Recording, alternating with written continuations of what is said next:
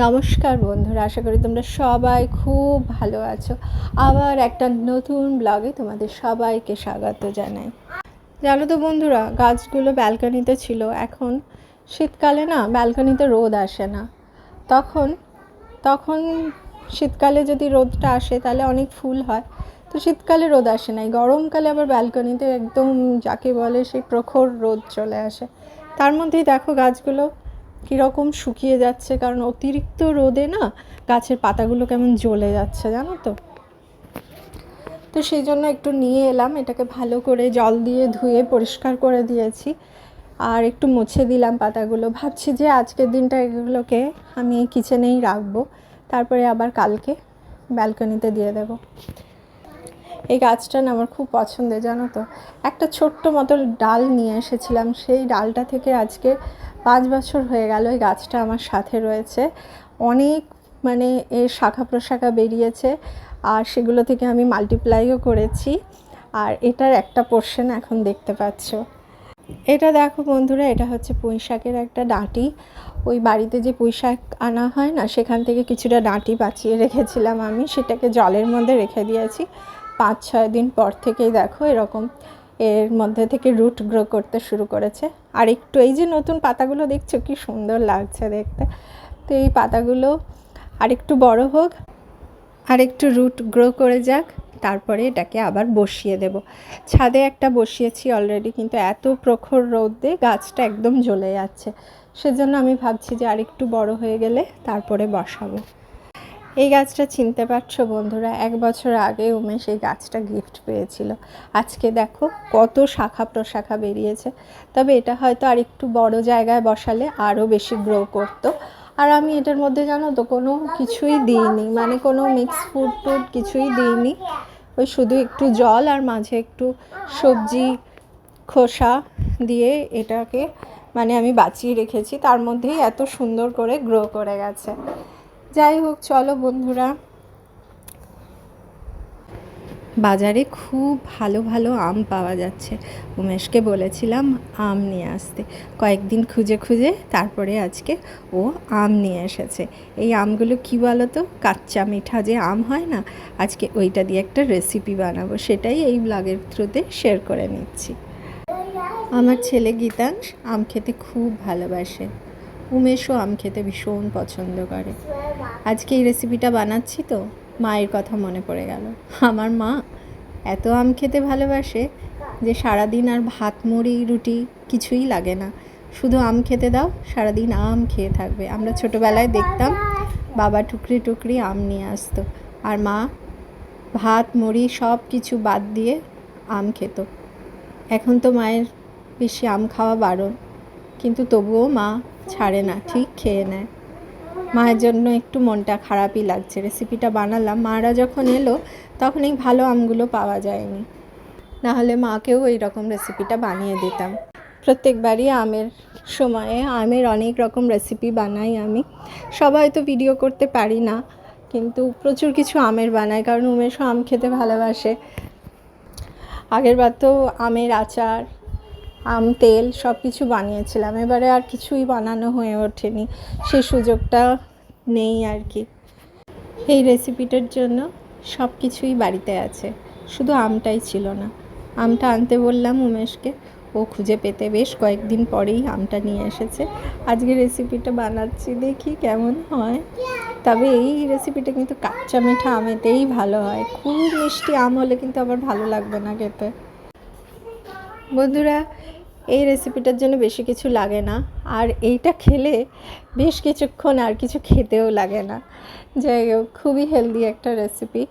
আর এটার জন্য আমি একটু দুধ গরম করে নিয়েছিলাম, দুধ গরম করে ঠান্ডা করে নিয়েছি।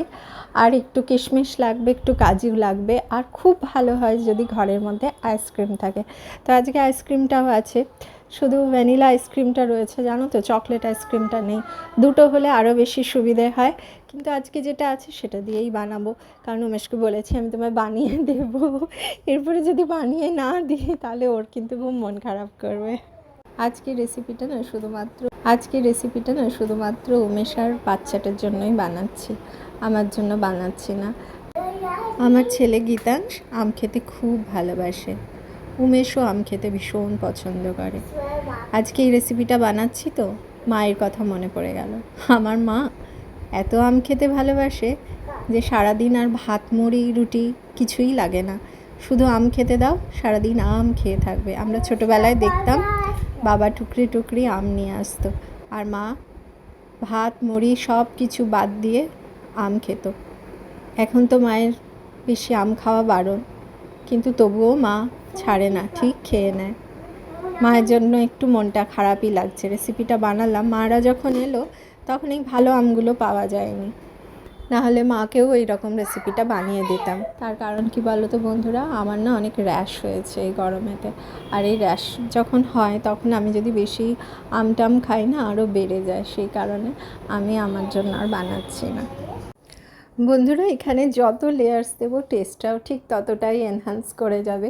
গ্লাসটা যদি আরও বড় হতো আরও কয়েকটা লেয়ার্স দেওয়া যেতে পারতো, কিন্তু এটাতেই এত হেভি হয়ে যাবে যে বেশ কিছুক্ষণ আর কিচ্ছু খেতে লাগবে না। মেবি একটা মিলও স্কিপ করা যেতে পারে এইটা খাওয়ার পরে।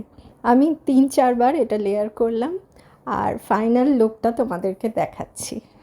দেখেই একদম খেতে ইচ্ছে করছে, অসাধারণ লাগছে দেখতে।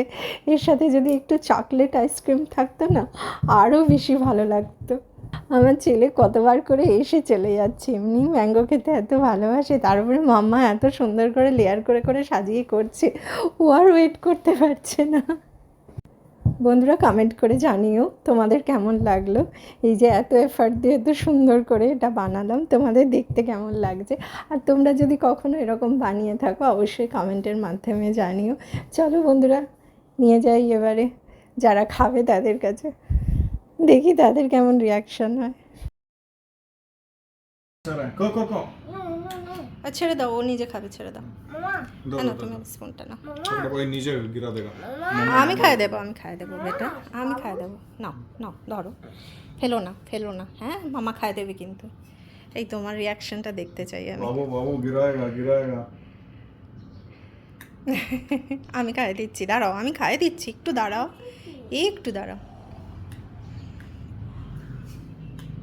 কিরকম গোলা? গোলা মানে এত ভালো লেগেছে গোলা? দারুণ না? मैंगो भी बढ़िया है। ম্যাঙ্গো ভালো, কাঁচা মিঠা একদম, कच्चा मीठा उसके साथ आइसक्रीम ड्राई फ्रूट्स অসাধারণ। আমি এক্সট্রা করে কিন্তু আর চিনি দিইনি, কারণ বেশি চিনি দিলে এটা ভাল লাগে না। जरूरत ही नहीं है, হ্যাঁ ड्राई फ्रूट से है। ভালো হয়েছে, আমি ছেলেকে খাইয়ে দিই, নাহলে সব ফেলবে, ঠিক আছে। দেখো বন্ধুরা গীতাংশ কী করছে, হ্যাঁ বাবার চেয়ারটাকে নিয়ে চলে এসেছে, নিয়ে তার উপর উঠে বসে আছে। উমেশ ওই ব্যাক সাপোর্টের জন্য কিছু জিনিস অর্ডার করেছিল, সেগুলো এসেছে।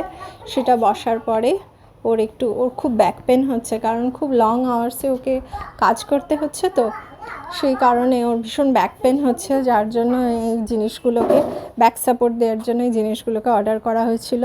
তো ছেলে এখন এটার উপরেই উঠে বসে আছে, এখন এটাই ওর চেয়ার হয়ে গেছে। দেখো কখন ফ্রি করবে চেয়ারটা, কখন উমেশ কাজ করবে এটা নিয়ে।